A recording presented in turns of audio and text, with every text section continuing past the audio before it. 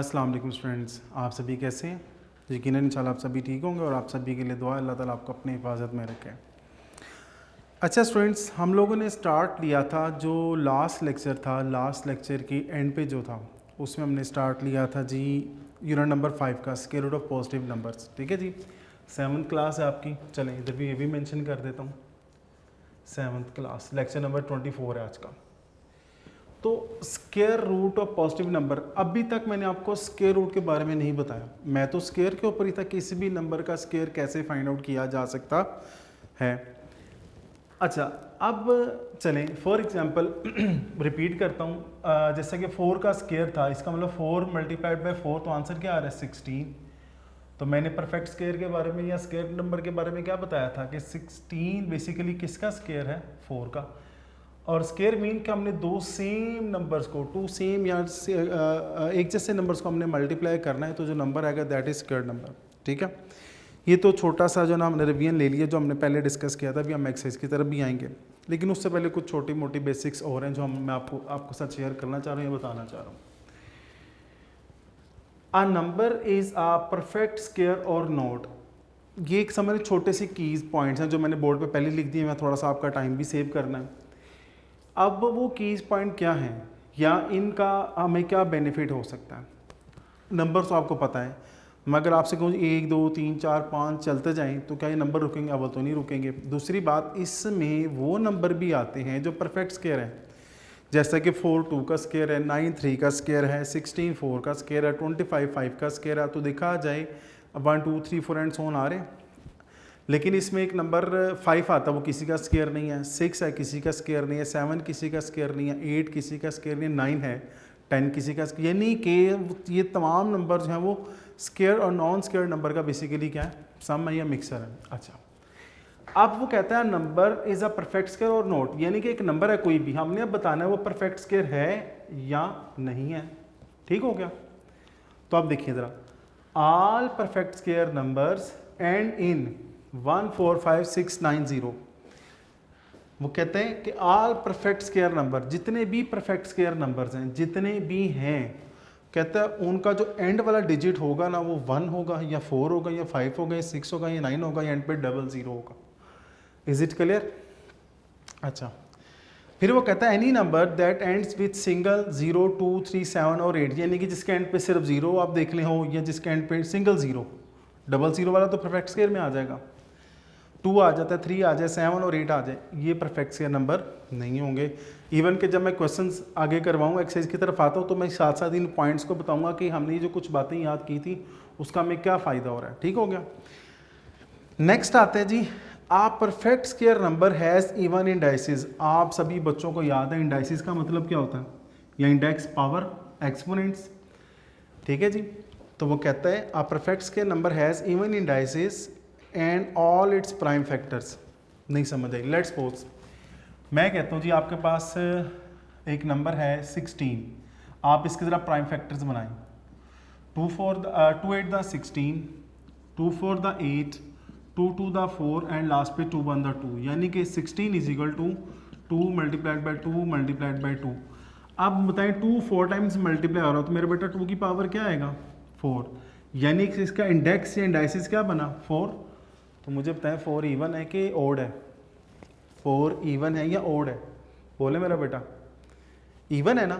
तो याद रखें कि कोई भी नंबर आ जाए, कोई भी नंबर हो जिसके जब प्राइम फैक्टर्स हम बनाएं, तो जो प्राइम फैक्टर के जो पावर बनेगी या जो इंडाइसिस बनेंगे वो इवन होना चाहिए। तो फिर वो कौन सा नंबर होगा? Perfect square. नहीं समझ आई? कोई बात नहीं, मैं आपको एक और एग्जांपल देता हूँ। जैसा कि मैं कहता हूँ जी 27 है, ज़रा 27 के फैक्टर्स बनाए ज़रा। 3 9 द 27, 3 3 द 9 एंड 3 1 द 3। तो अब मुझे बताएं 27 इज इक्वल टू 3 कितने टाइम्स मेरा बेटा मल्टीप्लाई हो रहा है? 3 टाइम्स। लो जी, 3 की पावर क्या आ गया 3। अब मैं सर्कल कर रहा हूँ इंडेक्स को या पावर को या एक्सपोनेंट को। मैं बार बार ये तीनों वर्ड्स इकट्ठे रिपीट कर रहा हूँ ताकि आपके जहन में हो जाए कि अगर मैं जब जस्ट इंडेक्स या इंडाइसिस का वर्ड यूज़ करूँ तो फिर पावर या एक्सपोनेंट एक ही बात होगी। अच्छा, तो अब मुझे बताएं जो 3 है वो इवन है कि ओड है? जो मैंने सर्कल किया ओड है, तो इसका मतलब 27 is not a perfect square. तो मैं अब ये लाइन दोबारा रीड करने लगा हूँ। Perfect square number has even indices. Even indices का मतलब क्या है, जिसमें जो भी प्राइम नंबर आए और उसकी पावर क्या आ जाए, इवन, उसकी पावर क्या आ जाए, इवन। एक और एग्जांपल देता हूं ताकि आपकी ये चीज़ जो है वो आसानी से क्लियर हो जाए। पहले दो पॉइंट्स का तो ऐसा कोई मसला नहीं है। अब जो लास्ट वाला पॉइंट उसमें मैं कहता हूँ आपके पास आता है जी 144। तो मेरा बेटा ज़रा बोर्ड पे फोकस कीजिएगा सभी। 2 7 द 14, 2 2 द 4, 2 3 द 6, 2 6 द 12, 2 1 द 2, 2 8 द 16, 2 9 द 18, 3 3 द 9 एंड 3 1 द 3। तो अब मुझे बताएं 1 2 और ये 3, इन शॉर्ट 1 2 3 4 है। 144 इज इक्वल टू 1 2 3 एंड 4। और मुझे ये बताएं 3 कितने टाइम्स है, 2 टाइम्स, नहीं जी 1 एंड 2। अब हमने क्या करना है, इन फैक्टर्स को पावर की फॉर्म में लिखना है। तो 2 की पावर क्या आएगा 4, 3 की पावर क्या आएगा 2। अब देखा जाए जो 144 के प्राइम फैक्टर्स हैं उनमें 2 भी आ रहा है और 3 भी आ रहा है। अब 2 की पावर क्या आ रही है 4, 3 की पावर क्या आ रही है 2। अब 4 भी इवन है और 2 भी इवन है, तो इसका मतलब 144 जो है वो परफेक्ट स्क्वायर नंबर है, परफेक्ट स्क्वायर नंबर है। ये बात समझ आ गई आपको। जैसा कि 144 का स्क्वायर रूट जब लूँगा तो वो क्या आएगा 12, यानी कि 12 को 12 से मल्टीप्लाई करें तो 144 आता है। Is it clear? देखो सिंपल सा छोटी सी बात ज़हन में रख लें कि जो आपके पास प्राइम फैक्टर्स आ रहे हैं उनकी पावर वो क्या आ रही है, ओड या इवन। एक और बात ज़हन में रख लीजिएगा, अगर फॉर एग्जांपल ऐसा कोई भी नंबर आ जाए जिसमें फॉर एग्जांपल मैं कहता हूँ 2 की पावर 4, 3 की पावर 2 और 5 की पावर 1 आ गई है, लेट्स सपोज फॉर एग्जांपल आपको समझाने के लिए लिखा मैंने, इसका ऊपर वाले क्वेश्चन से कोई ताल्लुक नहीं है।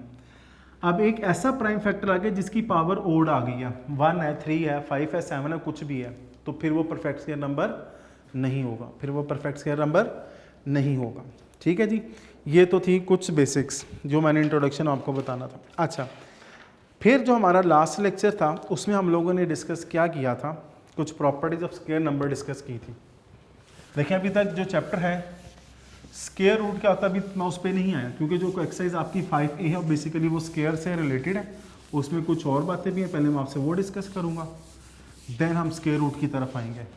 अच्छा मेरा बेटा, तो आप लोगों को शायद याद हो मैंने लास्ट टाइम आपसे लास्ट लेक्चर में प्रॉपर्टीज़ भी डिस्कस की थी।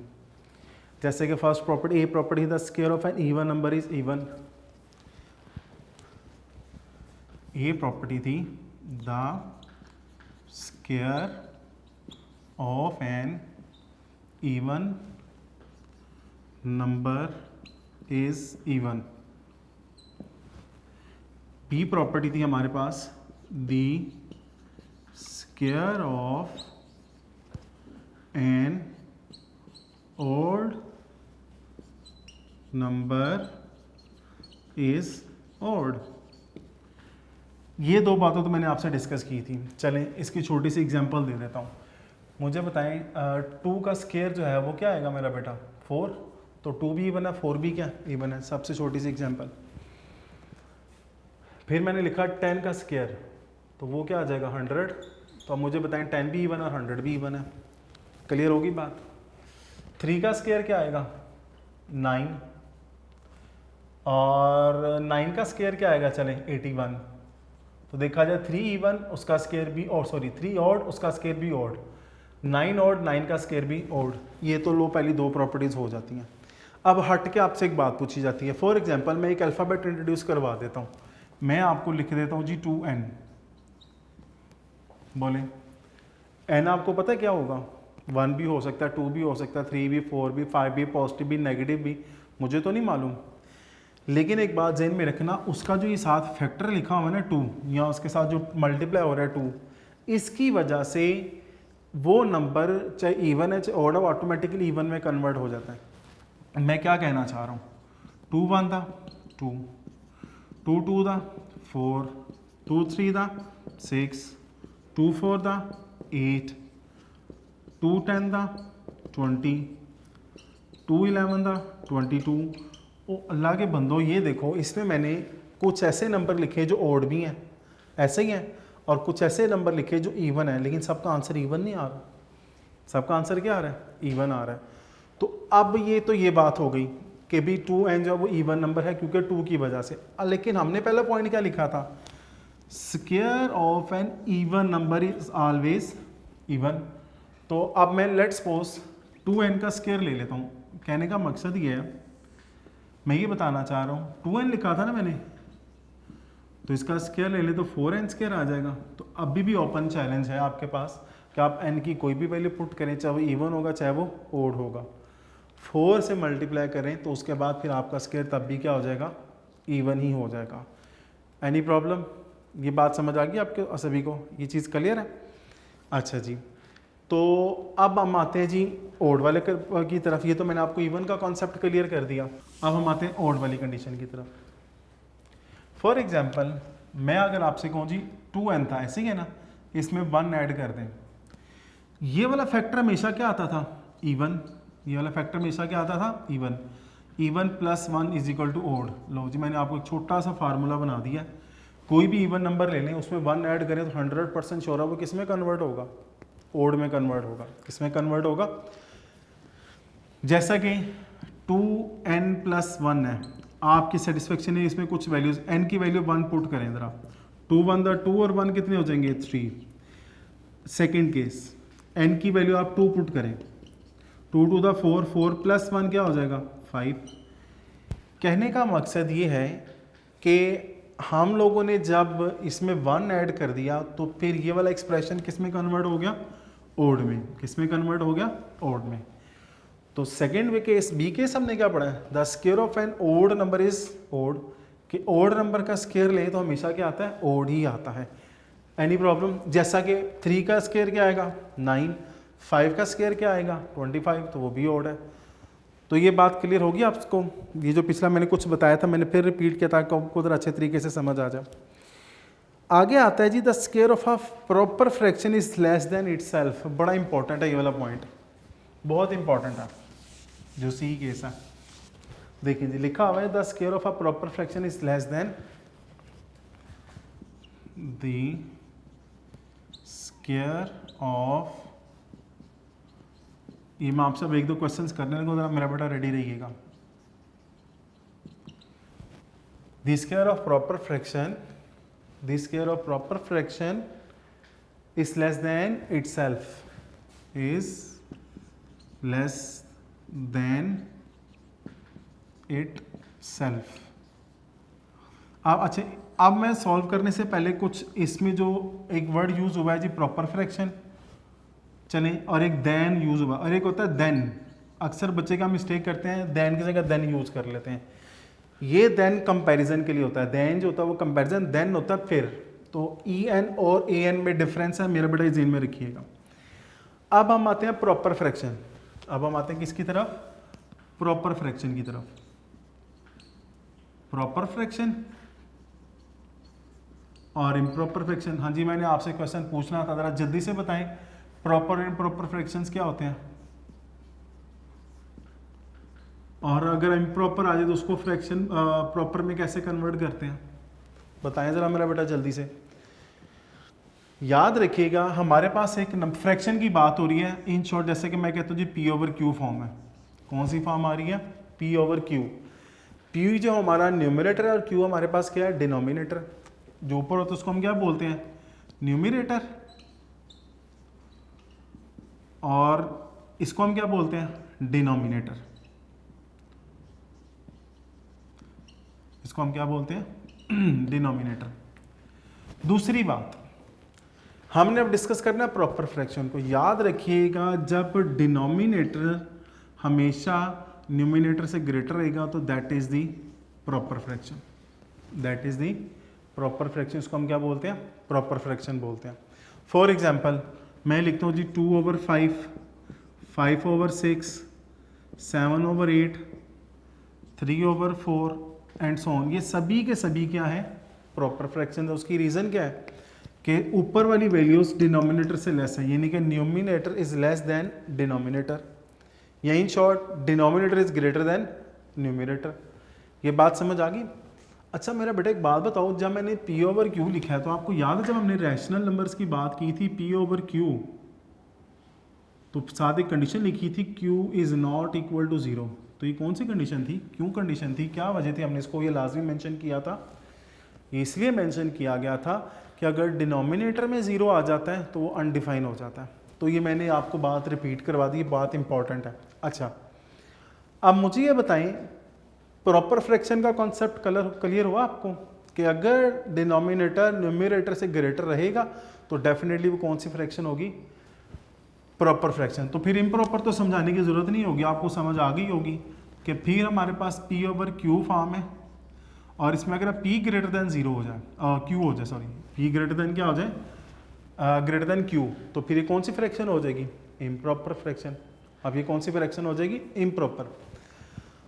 तो इम्प्रॉपर फ्रैक्शन की एग्जांपल अगर मैं दूं, मैं आपसे लिखूं जी 10 ओवर 7, 9 ओवर 4, और उसके बाद 5 ओवर 2 एंड सो ऑन।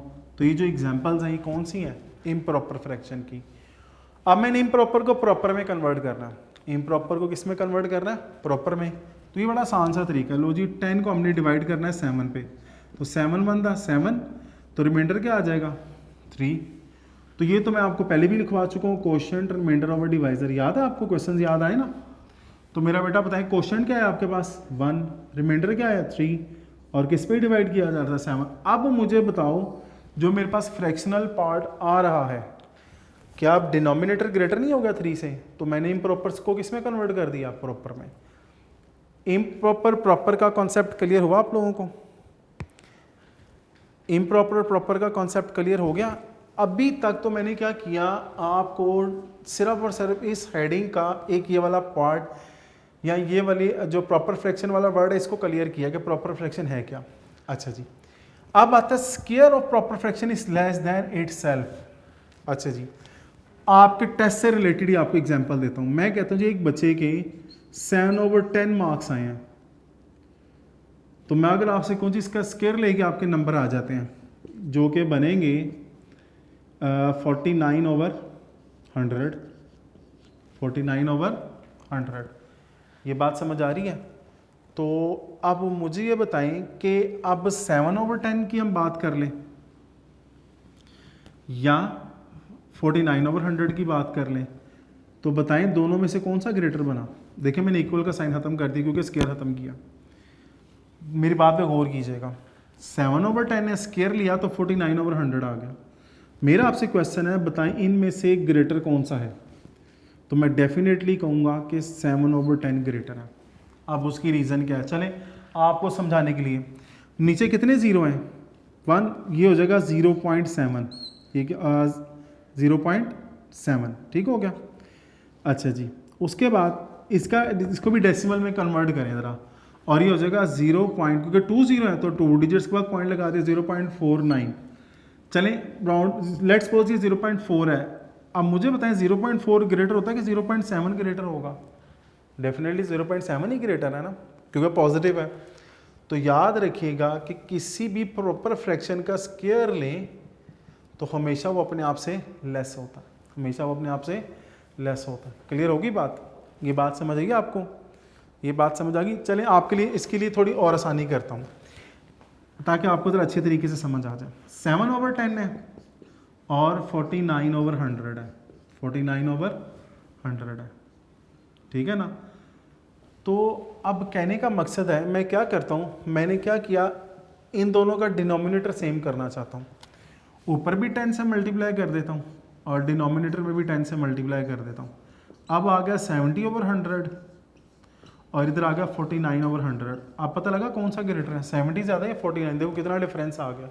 आप समझ आई बात की कि मैंने आपको और आसान करके बता दिया कि हमेशा एक प्रॉपर फ्रैक्शन जो होती है वो अपने स्क्वायर से क्या होती है, या उसका जो स्क्वायर होता है वो अपने से लेस होता है। इन शॉर्ट अगर मैं इसको इस तरह कन्वर्ट कर दूँ, इस तरह रीड कर दूँ कि 49 over 100 less than 7 over 10। Is it clear? तो ये हमारे पास था the square of a proper fraction is less than itself. हमने प्रॉपर फ्रैक्शन को भी क्लियर किया और इम्प्रॉपर फ्रैक्शन को भी क्लियर किया। और जो डी पार्ट है वो भी सेम एज इट इज़ है क्योंकि मैंने डेसिमल में भी कन्वर्ट करके आपको समझा दिया ना एक बात कि अगर डेसिमल के हवाले से भी देखें तो डेसिमल 0.7 0.49 से ग्रेटर आ रहा है, तो मेरा बेटा डी पार्ट बुक पे देख लीजिएगा, फिर मैं एक्सरसाइज की तरफ आता हूँ। वो कहता है square of a decimal less than 1 is smaller than the decimal. कि कहने का मकसद है कोई भी डेसिमल वैल्यू उसका स्क्वायर लेंगे तो याद रखना वो अब 10 डेसिमल से लेस ही होगा। जैसे कि 0.79 का 0.49 आ रहा है तो 0.49 0.7 से लेस हो गया। ये बात समझ आ गई आपको? अच्छा, अब हम आते हैं एक्सरसाइज की तरफ। अभी तक बेटा जी कुछ चीज़ पूछनी है आपने। देखें जो यूनिट का नेम है वो हमारा नेक्स्ट एक्सरसाइज में स्टार्ट होगा कि स्क्वायर रूट। तो स्क्वायर रूट के बारे में इंशाल्लाह मैं एक्सरसाइज के बाद डिस्कस करता हूँ।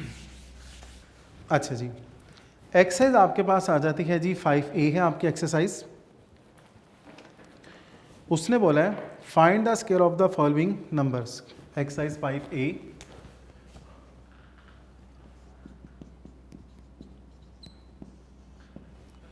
स्टेटमेंट है क्वेश्चन नंबर 1 की,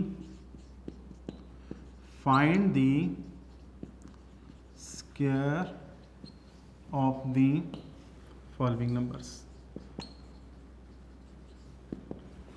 चलिए जी, फर्स्ट नंबर आपका बेटा जी कौन सा आ रहा है? 29। तो हमने 29 का स्क्वायर फाइंड आउट करना है। 29 30 से चलिए जी, ए पार्ट है 29। तो हमने इसका स्क्वायर फाइंड आउट करना है। तो मेरा बेटा ये बताओ, जिसका स्क्वायर फाइंड आउट करना उस नंबर को हमें कितने टाइम्स मल्टीप्लाई करना पड़ता है? 2 टाइम्स। चलें 29 को हम मल्टीप्लाई करते हैं 29 से। 9 9 था क्या होंगे मेरा बेटा? 81। क्या कैरी आ जाएगा? 8। 9 2 था 18। 18 में 8 ऐड करें क्या आएगा? 26। उसके बाद 2 9 था 18। 1 कैरी हो जाएगा। 2 2 था 4 और 1 5। चलें जी 1 6 और 8 कितने हो जाएंगे? 14। 1 कैरी। तो 1 और 2 3 और 5 8 841। लें जी, इसका आंसर आ गया 841। ये सिंपल सा था। बी पार्ट आता है आपके पास 37। हमने 37 का स्क्वायर फाइंड आउट करना। तो मेरा बेटा स्क्वायर का मतलब उस नंबर को कितने टाइम्स मल्टीप्लाई किया जाए? 2 टाइम्स। तो डेफिनेटली आप लोगों को स्क्वायर फाइंड आउट करना आता होगा, हमने उसको जस्ट मल्टीप्लाई ही करना है। चले मेरा बेटा करके देखते हैं जी। 37 को हमने किससे मल्टीप्लाई करना है? 37 से। तो 7 7 का क्या होते हैं? 49। तो क्या कैरी आ जाएगा? 4। 7 3 था बोले 21। 21 में 4 ऐड किया तो क्या आ जाएगा? 25। 3 7 था 21। 2 कैरी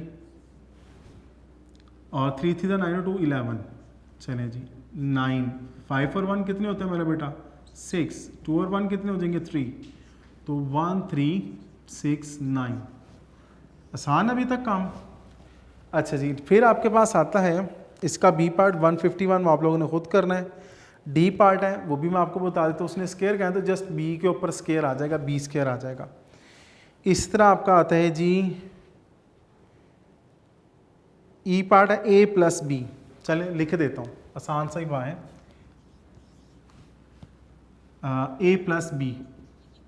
तो ए प्लस बी का हमने स्क्वायर फाइंड आउट करना है। तो जस्ट समझ लो इतना सही आंसर है, क्योंकि बुक में सिर्फ इतना हमने स्क्वायर ही जस्ट फाइंड आउट करना है ना। लेकिन आपकी आसानी के लिए मैं करता हूँ इसको ज़रा एक्सपेंड करता हूँ, क्योंकि ये आगे जाके फार्मूला यूज़ होना है। अच्छा जी, ए प्लस बी का मतलब है मेरा बेटा आपको मल्टीप्लाई करना आता है ना, तो हमने ए प्लस बी को ए प्लस बी से मल्टीप्लाई करना। अल्फ़ाबेट्स हैं, चाहे बी से स्टार्ट कर लें चाहे ए से स्टार्ट कर लें, कोई फ़र्क नहीं पड़ेगा। ए को ए से मल्टीप्लाई करें क्या आएगा? ए स्क्वायर। ए को बी से मल्टीप्लाई किया तो ए बी। अब किसकी बारी है? बी के। तो नेक्स्ट स्टेप पे जाना पड़ेगा। बी को ए से मल्टीप्लाई करेंगे तब भी क्या आएगा? A B. और जब बी को बी से मल्टीप्लाई किया तो बी स्क्वायर। ले जी, जो आपको पता है लाइक टर्म्स होती हैं वो ऐड हो जाती हैं। 1 और 1 कितने हो जाएंगे? 2ab plus b square. तो आपके पास क्या आंसर आ गया? A square plus 2ab plus b square. वैसे आप इतना भी, चले मैं इसके आगे लिख देता हूँ आंसर। अगर आप इतना भी छोड़ देंगे तब तक नो इशू, आपके नंबर डिडक्ट नहीं होंगे। वे बेसिकली मैंने आपको बताना था कि मल्टीप्लिकेशन क्या है, ठीक है ना। ये था हमारे पास एक्सरसाइज 5A का क्वेश्चन नंबर 1। तो अब ये जो बातें मैंने आज आपको बताई हैं ना मेरा बेटा, देखें एक्सरसाइज का भी बेशक हमने सिर्फ एक क्वेश्चन किया, तो क्योंकि कॉन्सेप्ट क्लियर है ना तो हमें ये क्वेश्चन समझना भी आसान हुआ। अभी आगे मज़ीद एक्सरसाइज की तरफ हम आएंगे इंशाल्लाह नेक्स्ट लेक्चर में। तो अक्सर बच्चे के माइंड में होगा कि हमने ये कॉपी करना है, नीट करना है कि नहीं करना। मैं बेटा हर लेक्चर के एंड पे बताता हूँ कि नोट्स बनाना ज़रूरी है। नोट्स बनाने का मतलब ये नहीं है कि अब नोट्स परचेज़ कर लें, वो तो डेफिनेटली आपकी रिक्वायरमेंट है, लेकिन वो आपके हैंड राइटिंग में नहीं होंगे। जो आपने ख़ुद अपने नोट्स रेडी करने हैं, जो आपने अपने खुद यानी कि नोट्स बनाने हैं, उससे ये होगा कि आपकी रिवीजन उन नोट्स की निस्बत ज़्यादा आसान होगी। ये बात समझ आ रही है? तो आपने एक बात ज़हन में रखना है कि नोट्स बनाना बहुत ज़रूरी है। इवन के वो क्वेश्चन भी करें जो मैंने करवा दिए हैं, और इवन के वो क्वेश्चंस भी करें जो मैं आपको होमवर्क में दे देता हूँ। ठीक है ना? होमवर्क देने का मकसद ये होता है कि आपकी ताकि प्रैक्टिस हो, आपको आइडिया हो भी मैंने खुद जो अटैम्प्ट किया वो बिल्कुल ठीक है। ये बात समझिए आपको। अच्छा जी तो आज का एक छोटा सा लेसन है, एक लेसन है। वो लेसन क्या है कि आपको पता है उम्महातुल मोमिनीन में से हमारी जो एक अम्मा है, हमारी एक जो माँ है, वो हज़रत आयशा रज़ी अल्लाह अन्हा है, जो हज़रत अबू बकर सदीक़ रज़ी अल्लाह अन्हु की बेटी थी। एक दफ़ा हज़रत आयशा रज़ी अल्लाह अन्हा को नबी करीम सल्लल्लाहु अलैहि वसल्लम को खुश देखा और उनसे कहा कि मैं आपसे एक बात पूछना चाहती हूँ, तो आप हमें कोई अच्छी बात बताएं जो हमारे लिए बहुत ही ज़्यादा, मैं बेसिकली आपको ना बात का मफ़हूम बता रहा होता हूँ। अगर मेरी वर्डिंग आगे पीछे हो तो मेरा बेटा कमेंट में या इंचार्ज को, या आजकल मेरा नंबर भी आ रहा है, आप उस पर मुझे फ़ोन बता के मुझे गाइड कर सकते हैं। ये बात ज़हन में रखिएगा कि मैं इतना जानता हूँ कि इंसान सारी ज़िंदगी जो है वो लर्निंग स्टेज पे ही रहता है, सीखता रहता है। अब ज़रूरी नहीं कि मैं अपने बड़ों से सीखूँ, मैं आप लोगों से बहुत कुछ सीखता हूँ, मैं आप लोगों से बहुत कुछ सीख सकता हूँ। ठीक है? तो जो चीज़ थोड़ी सी आगे पीछे हो जाए मेरा बेटा आपने मुझे कन्वे करनी है। जैसे कि मैं कोशिश करता हूँ कि आपको एक अच्छी बात पहुँच जाए, तो आप भी तो चाहे ना, फिर मुझे भी तो हिदायत मिले। हिदायत तो अल्लाह ताला ने देनी है, तो आपने मुझे एक अच्छा सा पैगाम ज़रूर दिया करना। ठीक है ना? तो हमारे प्यारे नबी हज़रत आयशा सिद्दीक़ा रज़ियल्लाहु अन्हा ने क्या किया, प्यारे नबी से पूछा कि हमें कोई अच्छी बात बताएं। तो प्यारे नबी सल्लल्लाहु अलैहि वसल्लम ने फरमाया कि अगर आप टूटे हुए दिल को जोड़ देते हैं तो इसका बहुत ही ज़्यादा अजर व सवाब है। अब टूटे हुए दिल से क्या मुराद है कि फ़ॉर एग्ज़ाम्पल एक बंदा परेशान है, बहुत ज़्यादा परेशान है, या किसी का दिल दुखा है, हम उसको दिलासा दे के, उसके साथ अच्छी बातें करके, उसकी तारीफ़ करके, किसी भी तरीके से उसको समझा के उसका दिल बहला कर इस सवाब, और उसका इतना अजर अज़ीम है कि हम सोच भी नहीं सकते, बड़ा सवाब है इसका, बहुत ही ज़्यादा इसका अजर अज़ीम है। तो हज़रत ऐसे ही बात सुनकर बड़ा खुश हुई और खुशी खुशी अपने वालिद साहब हज़रत अबू बकर सदीक़ रज़ी अल्लाह अन्हु के पास गई। और जब उनके पास गई ना तो उनको ये वाक़या सुनाया, तो हज़रत अबू बकर सदीक़ ने जब ये बात सुनी तो उनकी आंखों में आंसू भी आ गए। तो वो हज़रत आयशा हैरान हुई, उन्होंने कहा कि एक तरफ मैं आपको एक अच्छी बात बता रही हूँ तो आपकी आंखों में आंसू क्यों आ गए? तो हज़रत अबू बकर सदीक़ रज़ी अल्लाह अन्हु ने कहा था कि हर बात के दो पहलू होते हैं। प्यारे नबी ने तो आपको एक पहलू बता दिया है कि आपने किसी का दिल जोड़ा है, किसी को खुश किया है, किसी को हैप्पी किया, चाहे वो वालिदैन है, बहन भाई हैं, कुछ भी कोई भी हैं, रिश्तेदार हैं, अज़ीज़ व अक़ारिब में मोहल्लेदार हैं, इसका बड़ा अजर अज़ीम है, आपके क्लास फेलोज़ हैं, इसका बहुत अजर है। लेकिन अगर इनमें से हम किसी का दिल तोड़ते हैं उसका गुनाह भी उतना ही ज़्यादा है। तो मैं उन लोगों के लिए, मेरे लिए आंसू निकले जो लोगों का दिल तोड़ते हैं। तो मेरा बेटा आप खुद सोचो हमारा अब शुमार किस में होता है कि लोगों के दिलों जोड़ने में आ रहे हैं, लोगों के दिल तोड़ने में आ रहा है। समझ आ रही है मेरी बात की? तो ये बात ज़हन में रखिएगा कि अल्लाह ताला हमें जो है वो, पता है क्या, हम लोग अल्लाह ताला से हिदायत मांगते हैं, अल्लाह ताला हिदायत देता है, लेकिन अब एक बंदा ताला से हिदायत मांग ही नहीं रहा, एक अच्छी चीज़ की कोशिश कर ही नहीं रहा, तो अल्लाह ताला को किसी की क्या परवाह। समझ आ रही है बात की? तो मेरा बेटा ये बात ज़हन में रखिएगा कि जो आपको बातें बताई जाती हैं इसको घर में भी डिस्कस करें, ताकि मेरी भी सलाह उसमें कोई कमी पेशी हो और आपको भी एक अच्छा लेसन मिले। ज़िंदगी का मकसद कोई होना चाहिए। दुआ में याद रखेंगे। इंशाल्लाह कल मुलाकात होगी। अल्लाह हाफ़िज़।